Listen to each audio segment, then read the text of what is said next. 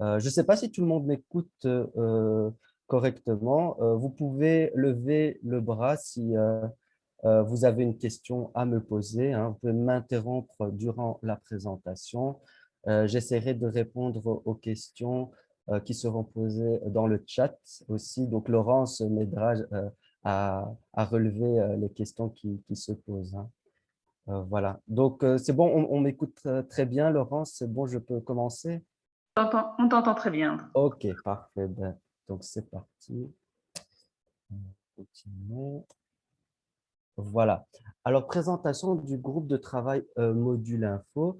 En fait, ce groupe de travail est composé de plusieurs acteurs de l'ASBL La Rue, parce que l'ASBL La Rue, c'est une association avec plusieurs secteurs d'activité. Il y a le conseil en rénovation, l'insertion par le logement, il y a des cours d'alphabétisation, il y a une école de devoirs, et il y a aussi une personne chargée du projet de cohésion sociale dans nos quartiers. Et l'objectif, en fait, de ce module info est de répondre à travers différents outils via une approche pédagogique aux demandes, aux problématiques que rencontrent les personnes de notre public direct, c'est-à-dire le public qui participe à nos activités, mais également auprès du public des associations qui sont dans le quartier, hein. Donc, les associations, ça peut être des associations d'alphabétisation, des CPAS, d'autres types d'associations qui sont à Molenbeek. Voilà. Alors, le jeu Humidité a été développé en 2005, hein. À ce moment-là, la rue organisait une semaine de l'habitat.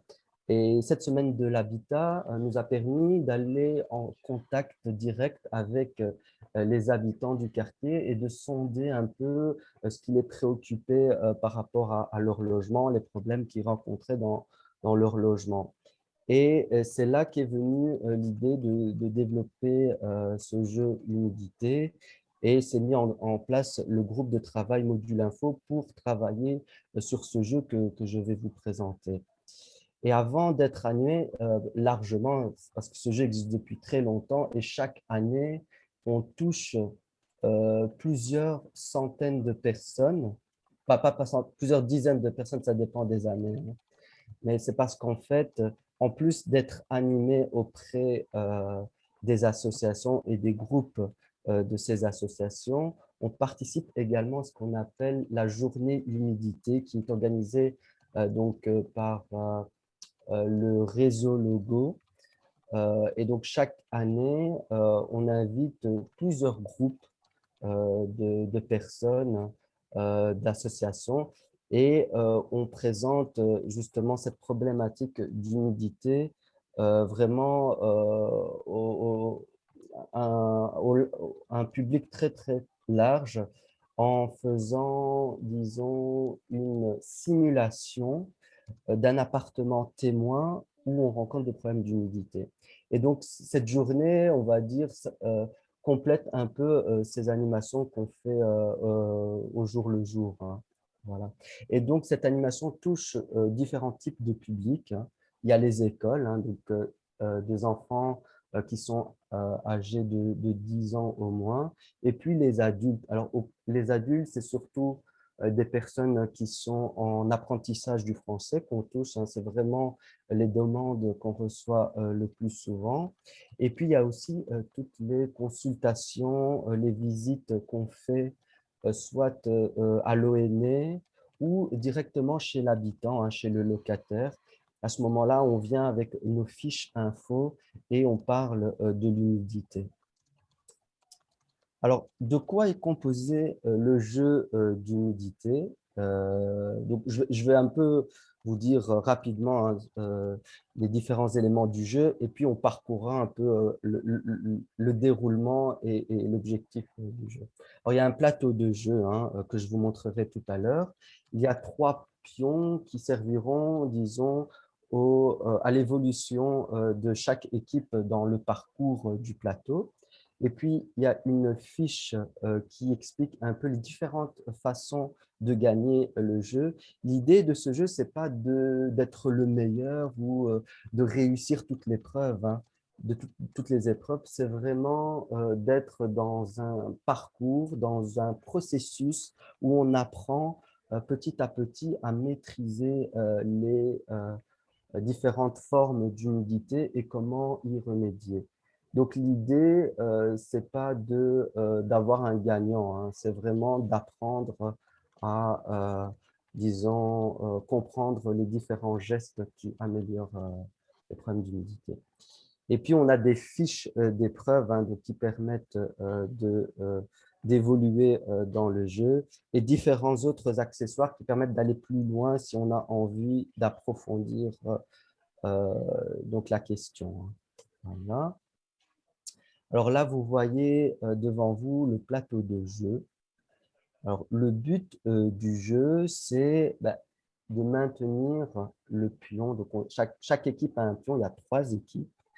Et donc, c'est de maintenir son pion le plus éloigné possible de la maison, en parcourant le chemin qui va du rouge vers le vert. Et la position verte signifie que l'attitude adoptée par rapport au problème d'humidité est la bonne, tandis que la couleur rouge indiquera que l'attitude adoptée par rapport au problème d'humidité est mauvaise. Et donc, plus on réussit des preuves, plus on avance vers la zone où la couleur est verte. Voilà. Alors, il y a 27 épreuves en tout, hein. C'est des épreuves de différents niveaux. Il y a différentes façons de réussir les épreuves, mais donc ces épreuves abordent les 4 formes d'humidité qui sont les plus couramment observées dans les logements. Il y a une 5e forme d'humidité qui est abordée dans le jeu, mais que je n'aborde pas personnellement parce que on la rencontre moins en pratique, quoi, hein. Alors, comment se déroule le jeu? Ben, chaque équipe a cette, disons, liste d'épreuves sur la table et au fur et à mesure, l'animateur lit l'énoncé de l'épreuve et et ensuite, il y a donc différentes manières de répondre. Soit il y a un temps qui est imparti, qui est donné, soit c'est l'équipe qui finit la première qui gagne l'épreuve, ou soit voilà, c'est 2 équipes sur 3 qui gagnent, ou tout le monde peut gagner, hein. Donc il y a différentes façons de gagner et d'avancer son pion. Voilà. Alors, pour aller plus loin, alors il faut dire qu'en moyenne, le jeu d'humidité dure 2h30, hein. Donc, une fois qu'on a passé… Alors, je vois une personne qui est en salle d'attente.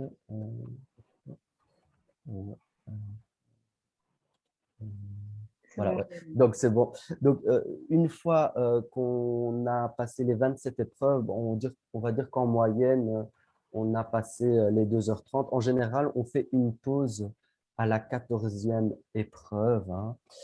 Mais si, on va dire, les animateurs ont envie d'aller plus loin ou peut-être ont envie d'adapter le jeu parce que voilà, le public maîtrise, disons, une partie du jeu, à ce moment-là, on peut, disons, agrémenter le jeu par d'autres éléments. Il y a tout d'abord la fiche humidité hein, que je vais vous montrer tout de suite. Alors, voilà. J'espère que ça fonctionne. Je vais quitter le mode planète 3. Je vais vous montrer la fiche humidité.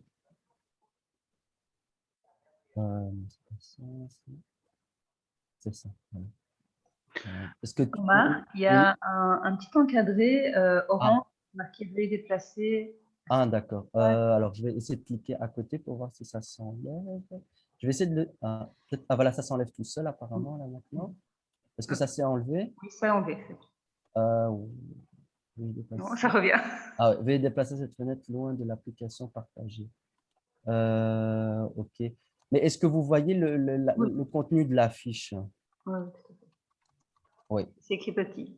Ah, c'est écrit petit. Donc, je vais faire un petit zoom. OK. Voilà. Voilà. Donc, vous voyez que sur cette fiche, bon, cette fiche est disponible sur notre site internet, hein. Il suffit d'aller sur www.laruasbel.be, section module info, et vous pouvez télécharger toutes nos fiches info, hein.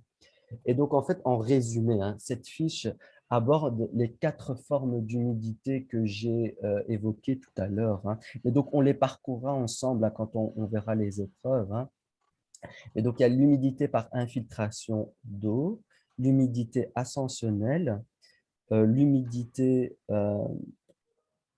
par les installations sanitaires, par les conduites d'installations sanitaires, et enfin, l'humidité par condensation.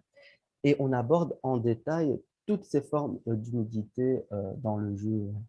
Mais là, la fiche permet d'aller plus loin. Ça permet, on va dire, de voir si les personnes ont bien saisi toutes les notions d'humidité. À la fin du jeu, par exemple, ben, on lit ensemble cette fiche d'info. Voilà. Ben, donc, n'hésitez pas à aller sur le site ou à m'envoyer un mail si vous voulez que je vous envoie la fiche info. Oui, effectivement. Euh, J'ai mis dans le chat, j'ai mis le lien vers le. ah, super, super. Mais donc, où j'en étais euh, ouais,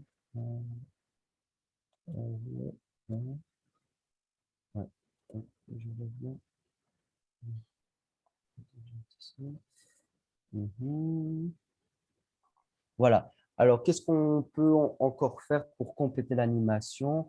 On a aussi des photographies qui expliquent un peu les différentes formes d'humidité, ou en tout cas, en fait, ces différentes situations de logement qu'on a photographiées. Et en fonction de la situation, le public répond en disant de quel type d'humidité il voit sur la photo. Est-ce que c'est de l'humidité ascensionnelle, de l'humidité par infiltration, par condensation, etc. Ou bien des photos où on montre des bons gestes et des mauvais gestes, et le public répond si le geste est bon ou mauvais. Donc ça permet aussi de compléter l'animation. Il y a aussi une expérience qu'on fait où on montre un peu le processus de condensation de l'humidité. Et donc, en faisant bouillir de l'eau et en faisant donc réfléchir l'eau sur une vitre pour montrer, disons, la condensation. Il y a aussi la possibilité de calculer ensemble la consommation d'eau, d'humidité produite dans le logement. Et ça, c'est vrai que c'est une des épreuves, hein, du jeu, mais on peut aller plus loin dans cette épreuve en faisant le calcul ensemble. Il y a aussi la possibilité d'inviter des experts ou des témoins. Quand je dis témoins, c'est parfois des personnes qu'on a accompagnées qui ont eu des soucis d'humidité et qui ont pu résoudre leurs problèmes, quoi, qui viennent témoigner. Il y a aussi encore autre chose que j'ai oublié de noter sur cette diapo, c'est aussi une fiche qui montre étape par étape comment nettoyer les taches de moisissure. Donc avec du vinaigre blanc. Et donc, via des photos, on montre comment est-ce qu'on nettoie ces taches de moisissure. Voilà. Donc, s'il y a des questions au cours de la présentation, n'hésitez pas à lever le bras.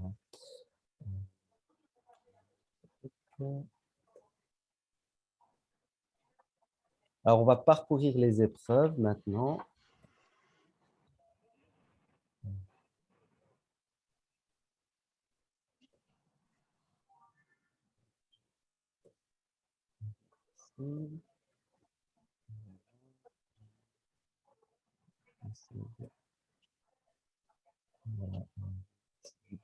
Donc là, vous voyez, je suis sur le guide d'animation. Donc, ce guide d'animation fait partie du contenu du jeu, hein, qui est dans une boîte avec tous les accessoires, hein. Donc, si vous voulez l'emprunter, vous aurez, disons, accès à ce guide qui vous montrera un peu tout le déroulé de l'animation et comment animer correctement. Donc, vous voyez ici toutes les pages du guide. Et là, je vais aller directement aux épreuves, hein. Voilà. Donc, on va regarder ensemble les épreuves. Donc, comme je vous ai dit, on aborde les 4 formes d'humidité. Donc, déjà, dans les premières épreuves, on définit un peu ce que c'est l'humidité, hein. Donc, l'humidité, un problème fréquent dans le logement. Alors, on parle d'humidité quand il y a de l'eau, quand il y a de l'eau et de la vapeur d'eau, ou quand il y a de l'eau et de la vapeur d'eau. Évidemment, là, vous avez les réponses, mais ça permet donc à l'animateur de corriger avec le public. Nous, ce qu'on conseille, c'est en général de faire l'animation avec un animateur et un co-animateur. Ça permet, surtout pour le public qui ne maîtrise pas, disons, le français ou qui est en apprentissage, ben, d'être mieux guidé. Et c'est vrai que pour le public alpha qui est, disons, d'un niveau basique, on envoie aussi une liste de vocabulaire des différents mots techniques qu'on utilise lors de l'animation. Je vais vous montrer cette liste. Alors, je vais partager mes partages. Je vais la partager tout de suite. Qu'est-ce que les vocabulaires? Elle est là. Donc, donc, quand on prépare l'animation, on demande à la formatrice d'alphabétisation une semaine avant de revoir ces mots de vocabulaire avec leur groupe. Et donc, ça permet le jour de l'animation d'être un peu préparé pour suivre les différentes épreuves, quoi. Voilà, donc là, vous voyez différents mots de vocabulaire.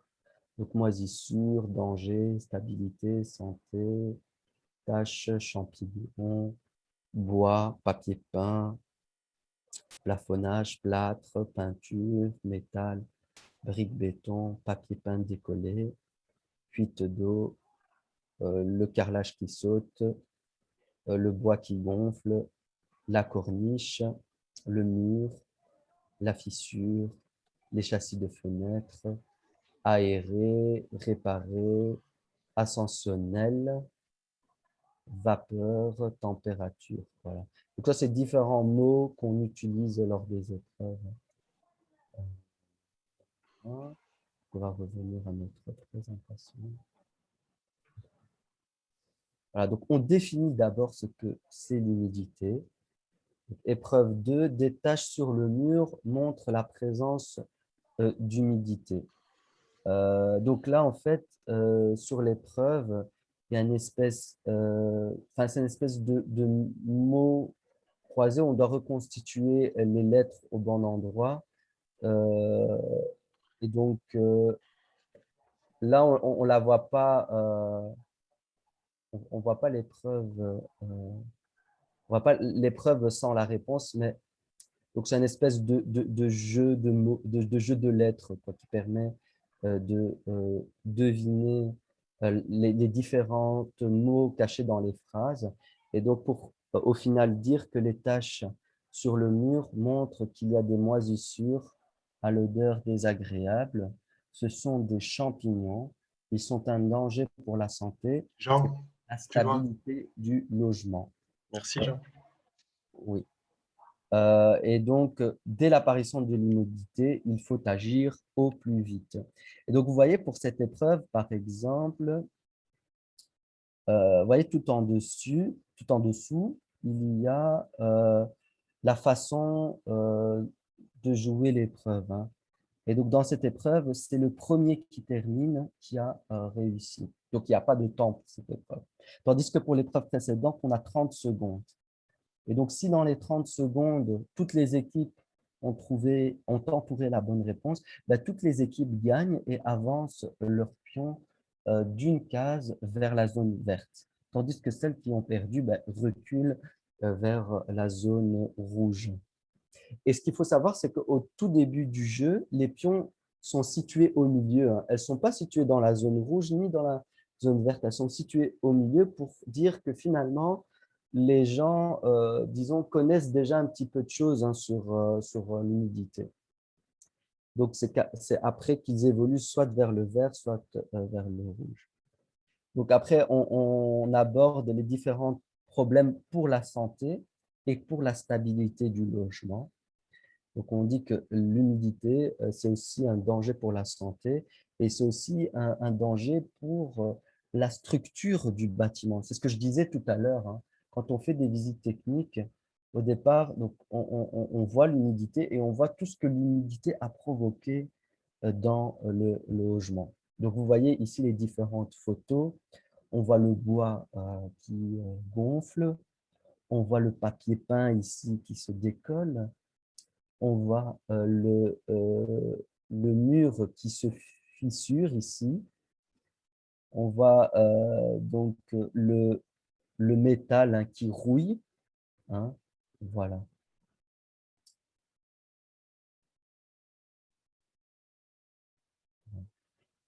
Et donc là aussi, vous voyez, c'est un jeu de mots où on essaye de trouver les mots cachés à chaque fois, hein.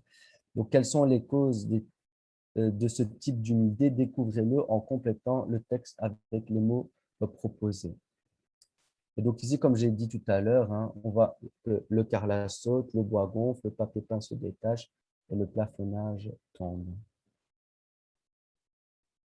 Alors, on a abordé donc l'humidité qui touche aux ruptures de canalisation ici. Et puis, il y a le second type d'humidité, c'est l'humidité par infiltration d'eau de pluie. D'eau de pluie qui vient sur la toiture, sur la corniche, sur une façade, un mur qui est mal enduit ou qui n'est pas assez étanche, fissuré. Voilà. Ici, dans cette épreuve, on voit les différentes conséquences de l'humidité provoquée par l'infiltration d'eau de pluie.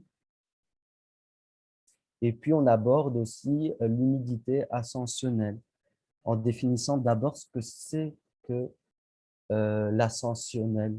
D'où vient cette humidité? Est-ce qu'elle vient d'en haut? Est-ce qu'elle vient d'en bas? Et donc, on fait souvent référence à l'ascenseur pour dire aux gens, voilà, d'où vient l'humidité ascensionnelle, pour dire qu'elle vient, en fait, de la terre, du sol en bas, quoi, hein. Donc, en général, cette humidité, elle ne touche que les caves, les rez-de-chaussée, elle ne dépasse pas les premiers étages. Donc, on explique que pour des personnes qui ont de l'humidité au deuxième étage, ça ne peut pas être de l'humidité ascensionnelle. Voilà. Donc, l'eau se trouve en dessous de la maison et elle remonte.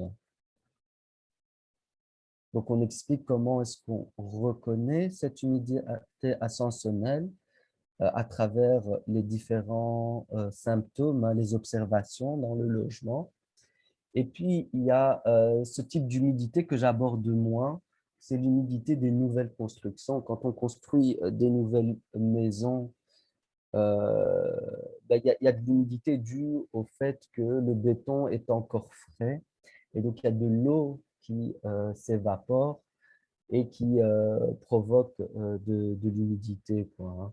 Mais cette question, cet aspect de l'humidité, moi, je ne l'aborde pas. En général, ces fiches-là, je les mets de côté. Je ne les joue pas, hein.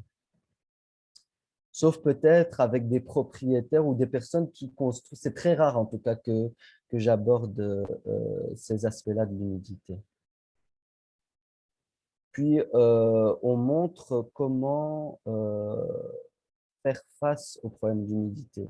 On explique que la première des choses à faire, c'est aérer le logement. Et quand on dit aérer le logement, c'est pas laisser les fenêtres la journée ouvertes, c'est vraiment aérer 15 minutes le matin, 15 minutes le soir,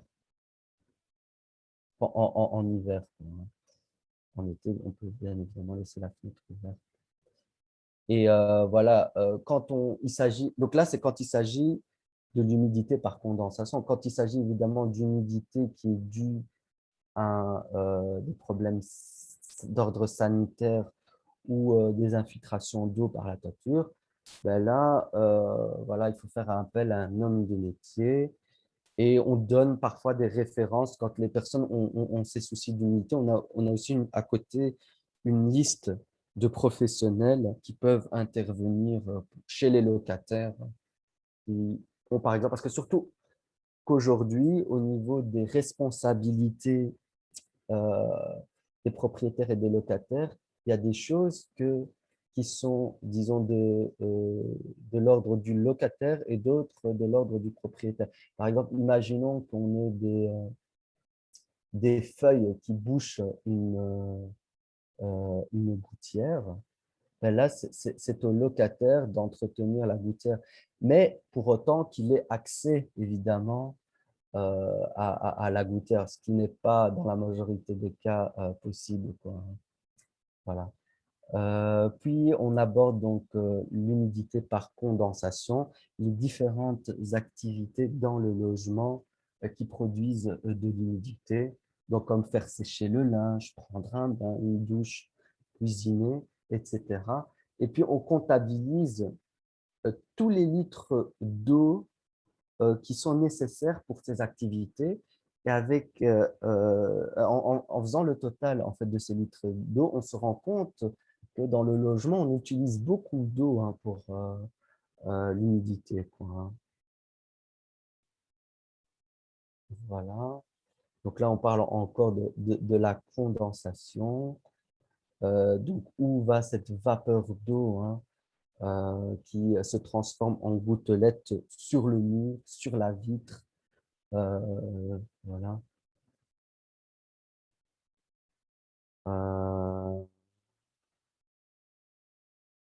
on montre quelques exemples de dégâts qui peuvent qui sont provoqués par la condensation.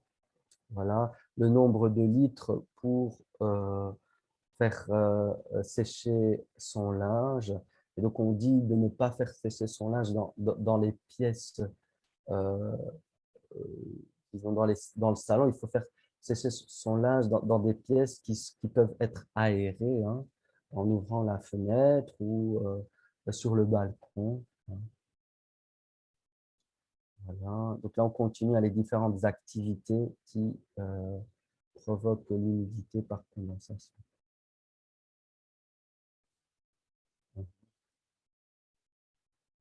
Voilà.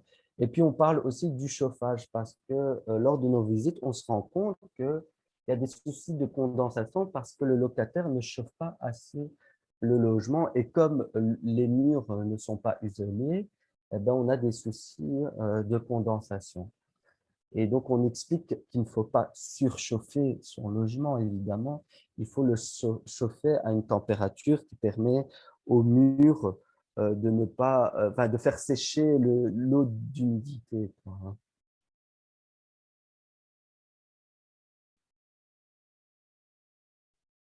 Voilà.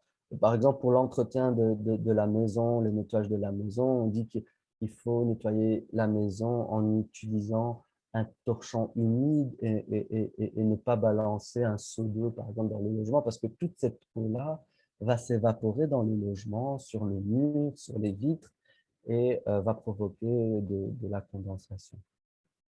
Et donc, on explique aussi qu'il faut écarter les meubles des murs parce que si les meubles sont collés au mur, le mur n'est pas aéré et toute la vapeur d'eau qui va sur le mur reste dans le mur, elle se transforme en moisissure, hein. Donc, on explique qu'il faut garder une distance de 10 centimètres entre les meubles et le mur.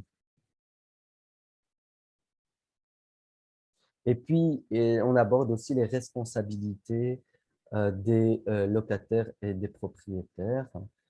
Et on explique, voilà, quand il y a des soucis, qui doit intervenir, à qui revient la responsabilité.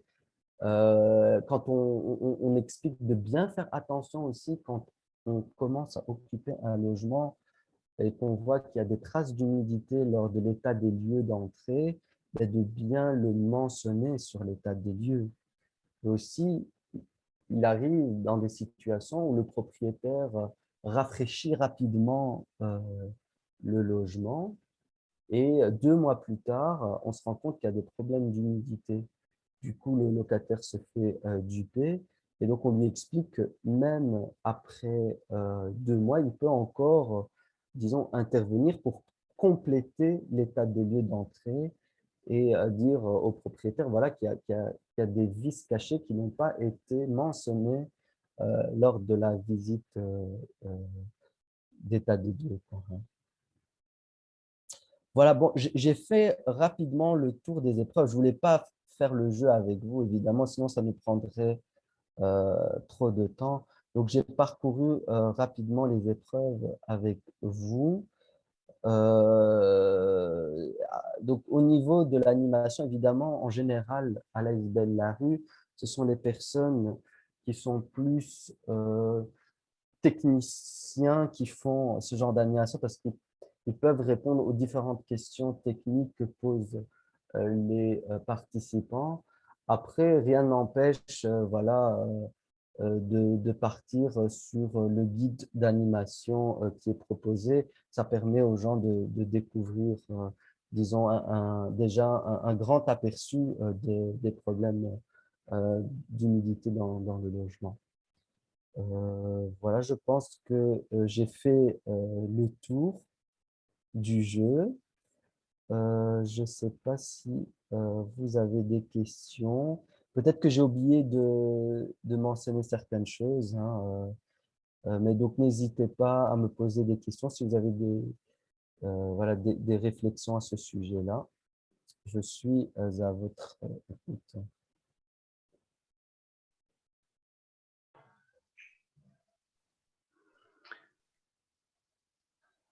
Alors, est-ce que vous avez des questions, des réflexions, des remarques? Vous pouvez intervenir. Ouais. Ensuite, je présenterai les permanences logement et rénovation, si vous voulez. C'est pour laisser un petit temps aussi pour les questions. Apparemment, pour l'instant, il n'y a pas de questions. Donc, Moi, je veux bien poser une question. Je voulais vous D'accord. demander, n'est-ce pas un peu long, 2 heures et demie pour… Oui, est-ce que les gens restent attentifs? Je c'est ça. suppose que c'est le jeu est l'occasion de discussion et que… Tout à fait. Oui. Donc, est-ce que c'est pas long? Oui, ok. Il faut savoir qu'en général, le jeu, il est joué auprès d'un public d'apprenants d'alphabétisation ou auprès de jeunes enfants dans les écoles. En général, c'est le public qu'on touche, hein. Donc, pour un public d'apprenants, il faut à chaque fois revenir sur des notions, il faut détailler et du coup, ça allonge la durée du jeu. Euh, mais, mais bon, en général, on fait ça pendant les cours, hein.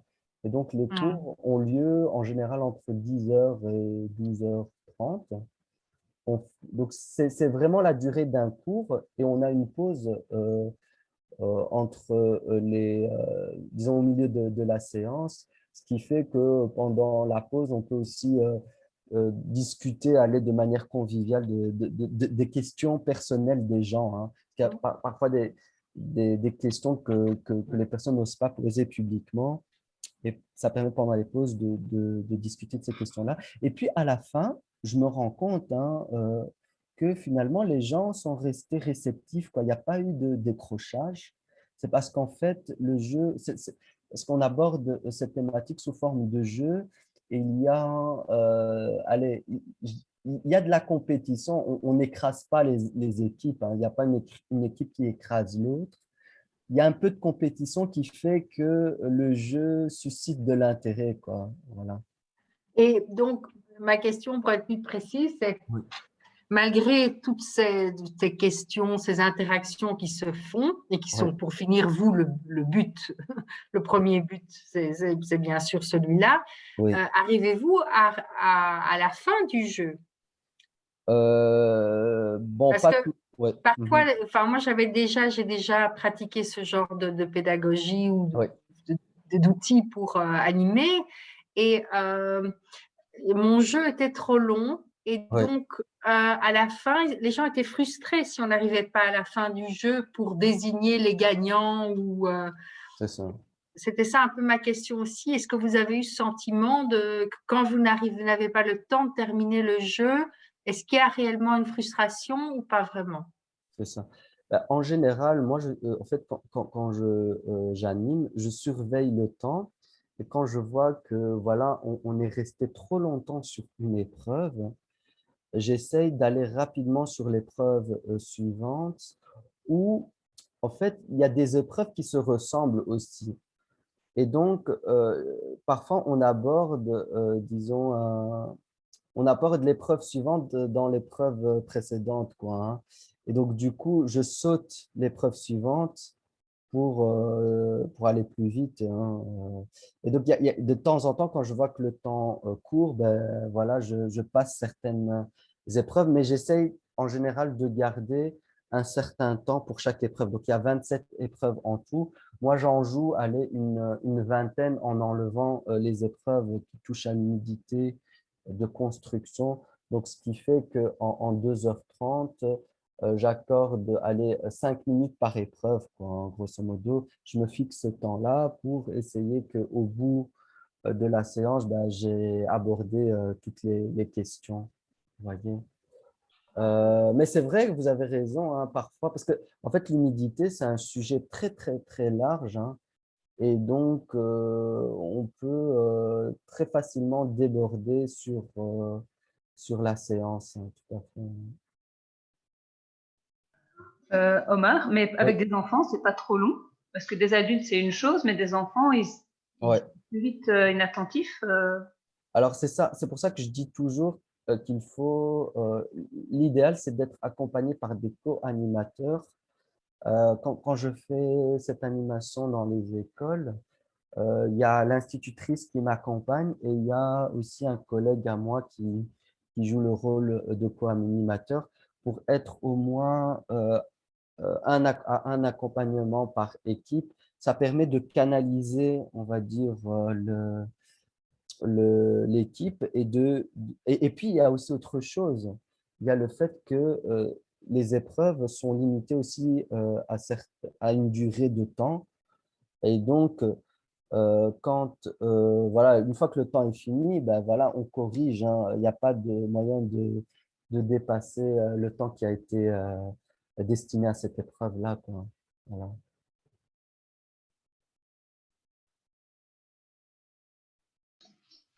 Et petite question, qu'est-ce que vous Oui. avez comme retour par rapport à ce jeu? Qu'est-ce qu'on a eu comme retour par rapport au jeu? En général, on a de très bons retours. On fait toujours une évaluation à la fin de la séance pour dire ce que chacun a ressenti quand il a joué au jeu et de dire ce qu'il a appris lors de la séance. Et en général, voilà, il y a des bons échos, hein. Les gens on remarque que les gens ont été attentifs. Après, on n'assure pas le suivi à la fin de l'animation, c'est-à-dire qu'on encourage les gens à nettoyer leurs tâches de moisissure, à faire l'entretien nécessaire dans le logement pour éviter d'avoir de la condensation. Mais on n'assure pas le suivi, on ne voit pas l'avant et l'après, quoi, hein. Mais on remarque qu'à la fin de la séance, les gens ont bien saisi toutes les notions qui ont été données et on s'aperçoit aussi que beaucoup savent des choses euh, et, euh, et qui les expriment lors de la séance, quoi. Je vois qu'André a levé la main. Oui. Oui. Oui, merci Laurence pour la parole et merci Omar aussi. Disons que moi, j'ai joué aussi ces jeux, mais ça fait un peu de temps passé parce que maintenant, je suis concentré sur des thématiques de droits et obligations de logement. C'est plus ces thématiques-là que j'assime au niveau des animations. Euh, Comme l'a dit Omar par rapport au retour, c'est-à-dire l'une des choses peut-être que j'additionnerais au niveau des retours souvent, c'est que le public euh, les personnes qui bénéficient de ces jeux dans notre public, d'une manière générale, ce sont vraiment des personnes, parmi eux, plusieurs personnes sont confrontées au mal logement. Et ce qui fait qu'en jouant les jeux, il arrive très souvent aussi que les personnes se retrouvent devant une sorte de miroir qu'on a mis en face d'eux. C'est-à-dire qu'ils se retrouvent par rapport à un certain nombre d'informations qui sont relevées là-dedans et qui viennent toucher les problèmes auxquels ils sont confrontés. Alors, ce qui fait que l'un des retours, c'est aussi, à l'issue du jeu, les gens ont besoin de savoir qu'est-ce que nous pouvons faire par rapport aux problèmes auxquels nous sommes confrontés. Ce qui fait qu'on finit toujours les jeux aussi en communiquant des adresses, notamment l'adresse de la permanence logement, certaines adresses utiles où la personne peut aller toquer pour que son problème puisse être suivi. Oui, tout à fait. Et puis, ça permet aussi aux gens d'évoquer d'autres problèmes qu'ils rencontrent dans le logement. C'est-à-dire que quand on parle d'humidité, on aborde aussi les questions de chauffage parce que c'est aussi en lien avec l'humidité. On aborde aussi les questions de ventilation, les questions de responsabilité entre le propriétaire et le locataire. Donc, il y a d'autres aspects du logement qu'on aborde et qui font que cette animation est très, très populaire. Hein. C'est une des animations qu'on joue le plus à la SBL La Rue, après, donc avec le jeu énergie. Hein. Parce qu'en fait, elle touche à plusieurs problématiques dans le logement et aussi aux problèmes le plus fréquemment rencontrés. Parce que comme l'a dit André, c'est en général des gens qui vivent dans ces situations-là qu'on sensibilise le plus. Hein.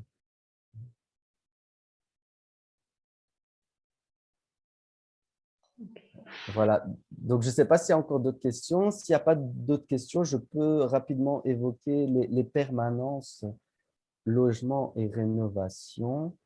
Oui. Voilà. Je ne sais pas, Laurence, si… Oui, je pense que je vois qu'il n'y a aucune main levée ni aucune question dans le chat. Donc, vas-y, je t'en prie. Parfait. Mais donc, nous, comme je l'ai dit tout à l'heure, moi, j'effectue des visites techniques dans les logements pour observer les situations d'insalubrité. Et donc, c'est à travers les permanences logements qu'on organise sur rendez-vous. Donc, vous pouvez contacter l'ASBL La Rue hein, pour, disons, prendre rendez-vous avec notre assistante sociale et elle relèvera ensuite les problèmes rencontrés et elle fera appel à l'équipe du conseil en rénovation pour faire des visites techniques. Donc, les demandes se font sur rendez-vous les lundis, mardis, mercredis, hein, donc au numéro de téléphone de la SBL La Rue. Et évidemment, c'est uniquement pour les locataires molenbeekois hein, qui vivent sur Molenbeek. Mais j'imagine qu'ici, j'ai vu pas mal de personnes hein, qui travaillent dans les associations et qui font le même travail que nous dans d'autres communes. Et voilà, c'est vraiment cette interaction entre l'insertion par le logement et le conseil en rénovation qui font qu'on peut, disons, résoudre tous ces problèmes d'insalubrité, d'humidité que rencontrent les habitants.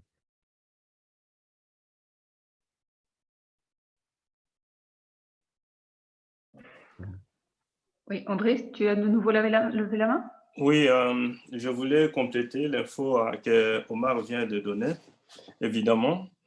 En contactant la permanence logement, c'est que vu qu'il y a énormément de la demande en lien avec le problème de mal logement, nous avons essayé de nous organiser sur les terrains pour essayer d'investir un peu plus au niveau de l'efficacité des accompagnements.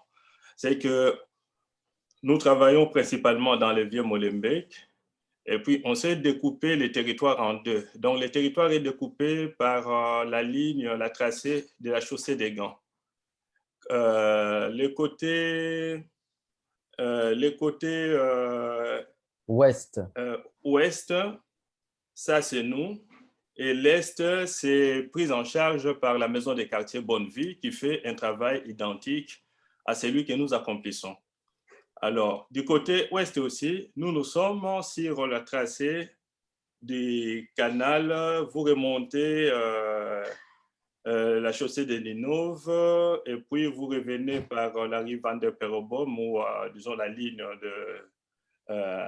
du métro, le chemin de fer.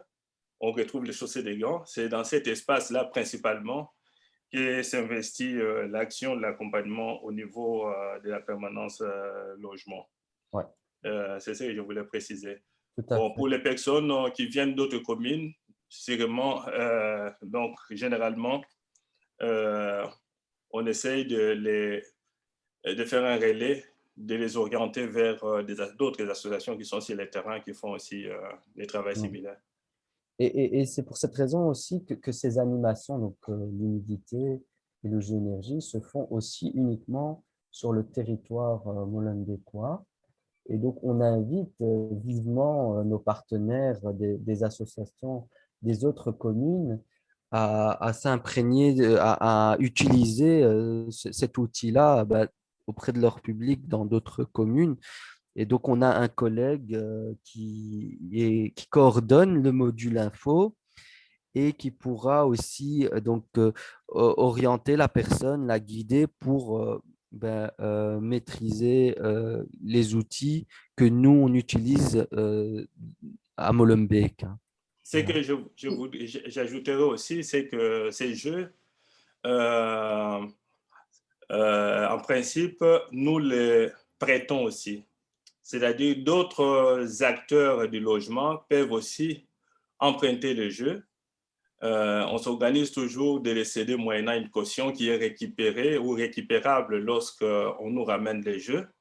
Donc, toute personne qui maîtrise un peu la problématique au niveau des acteurs du logement peut facilement aussi manipuler ce jeu parce qu'il y a les guides d'animateurs qui existent.